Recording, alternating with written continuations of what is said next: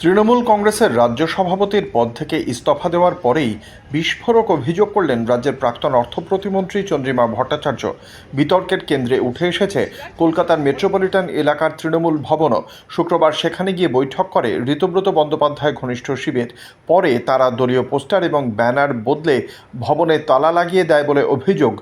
এরপর সেখানে যান কালীঘাট ঘনিষ্ঠ তৃণমূল নেতা কুণাল ঘোষ সহ অন্যান্যরা। এই ঘটনার পরেই পরিস্থিতি আরও জটিল হয়ে ওঠে। চন্দ্রিমার দাবি, এই ঘটনার পর মমতা বন্দ্যোপাধ্যায় তাঁকে ফোন করে জানিয়েছিলেন ভবনটি নাকি তিনি ঋতব্রত শিবিরের হাতে তুলে দিয়েছেন। প্রাক্তন অর্থ প্রতিমন্ত্রীর বক্তব্য, এই অভিযোগে তিনি অত্যন্ত অপমানিত বোধ করেন, সেই কারণেই তিনি সব দলীয় পদ থেকে সরে দাঁড়ানোর সিদ্ধান্ত নেন। यही कारण है, कारण यही है कि कल आप तो देखे हैं, वो दोहराएंगे नहीं हम। एक घटना हुई है, आप देखे हैं तृणमूल भवन में, तो वहां पर उसके बाद में हमसे ममता जी की बात हुई थी टेलीफोन में, तो वो उन्होंने हमको बोला कि आप दे दिए उनके हाथ में तृणमूल भवन। तो ये हमें बहुत दुख लगा, क्योंकि हम तो हर रोज तृणमूल भवन में ठीक टाइम में जाते थे और ठीक टाइम जितना कि हमारा टाइम था वही टाइम पे आते थे, और कल भी हम वैसे ही आए। तो ये बोलने का कोई तो हम बात नहीं था, लेकिन उन्होंने बोला, हमको दुख लगा। पार्टी सभी लोग छोड़ के जा रहे हैं, इसका जिम्मेवार किसको मानते हैं? वो हम किसी को, हमारा जिम्मेदार मैं खुद हूँ, मैं निकली हूँ, खुद हूँ। हमारी डेफिशिएंसी है, हमारी कोई व्यस्तता है, इसलिए। কিন্তু মমতা বন্দ্যোপাধ্যায় যখন মুখ্যমন্ত্রী ছিলেন তখন দীর্ঘতম যে মন্ত্রীর দপ্তরের তালিকা ছিল তার নাম চন্দ্রিমা ভট্টাচার্য। তখন কষ্ট হয়নি, তখন দুঃখ হয়নি, তখন অভিমান হয়নি যে আমি সবটা নিচ্ছি। এক নিঃশ্বাসে মানে এক নিঃশ্বাসে উনি বলতে পারবেন না, এক নিঃশ্বাসে বলতে পারবেন না উনি কতগুলো দপ্তরের দায়িত্বে ছিলেন।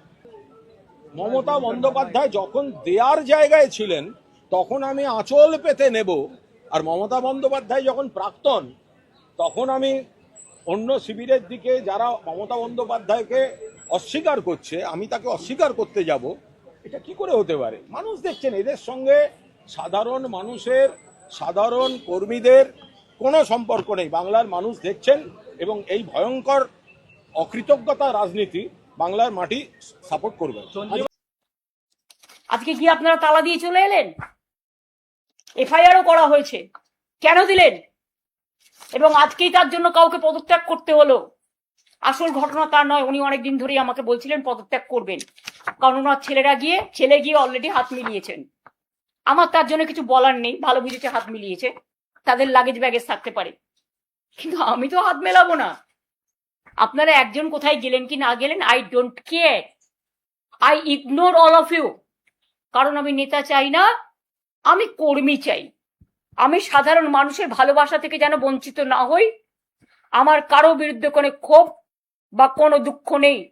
তৃণমূল কংগ্রেসের, আমি অল ইন্ডিয়া তৃণমূল কংগ্রেসের চেয়ারম্যান হিসেবে, যে আমি অল ইন্ডিয়া তৃণমূল কংগ্রেসটাও যখন যেমন দেখব, আমি ওয়েস্ট বেঙ্গল স্টেট তৃণমূল কংগ্রেসও আমি নিজে দায়িত্ব নিয়ে দেখব। আমি যা কমিটি ছিল দুজনকে অ্যাড করছি নতুন করে, যাতে তারা রেগুলার কাজটা করতে পারে। এবং আমার অফিসটাই মনে রাখবেন, তৃণমূল কংগ্রেস জন্মের আগে থেকে এই 30B হোল স্টেটের ডিস্ট্রিক্টটাই তৃণমূলের অরিজিনাল অফিস হিসেবে কাজ করত, আজও করে, ভবিষ্যতেও করবে। এবং আমি দুটো জেনারেল সেক্রেটারি অ্যাড করছি পার্টিকে সাহায্য করার জন্য, একটা মদন মিত্র আর একটা কুণাল ঘোষ। সুব্রত বক্সি, আমি কালকে তাকে দেখতে গিয়েছিলাম, তিনি অসুস্থ আছেন। তিনি যতদিন সুস্থ না হবেন, তিনি স্টেট প্রেসিডেন্ট ছিলেন, তিনি স্টেট প্রেসিডেন্ট অসুস্থ হয়ে যাওয়ার পরে একজন কাউকে অস্থায়ীভাবে দেখতে দেওয়া হয়েছিল, এবং যিনি ভাইস প্রেসিডেন্ট ছিলেন তিনি অ্যারেস্ট ছিলেন, তাই সেদিন কাউকে একটা রাখতে হয়েছিল, তাই রেখেছিলাম। মমতা বন্দ্যোপাধ্যায় পশ্চিমবঙ্গের মানুষের কাছে একজন ফাইটার হিসেবে পরিচিত ছিলেন, কিন্তু তৃণমূল সরকার ক্ষমতায় আসবার পর সেই মমতা বন্দ্যোপাধ্যায়কে আর মানুষ খুঁজে পায়নি। অনেকেই বলতে শুরু করেছিলেন, জানি না কেন এমন হয়, তুমি আর নেই সে তুমি। এখন তার একাকিত্ব দূর করানোর জন্য তার সোনার টুকরো ভাইয়েরা থাকবেন কি থাকবেন না, এটার জন্য তো বিজেপি দায়ী নয়। যে যেখানে থাক, ভালো থাক, আনন্দে থাক, সুস্থ শরীরে থাক, এবং দীর্ঘায়ু নিয়ে থাক, এটাই আমরা চাই। কার চুল এলোমেলো তাতে কার কি এসে গেল? মৃতদেহের চুল ছিঁড়ে মৃতদেহকে হালকা করা যায় না। তৃণমূল নির্মূল।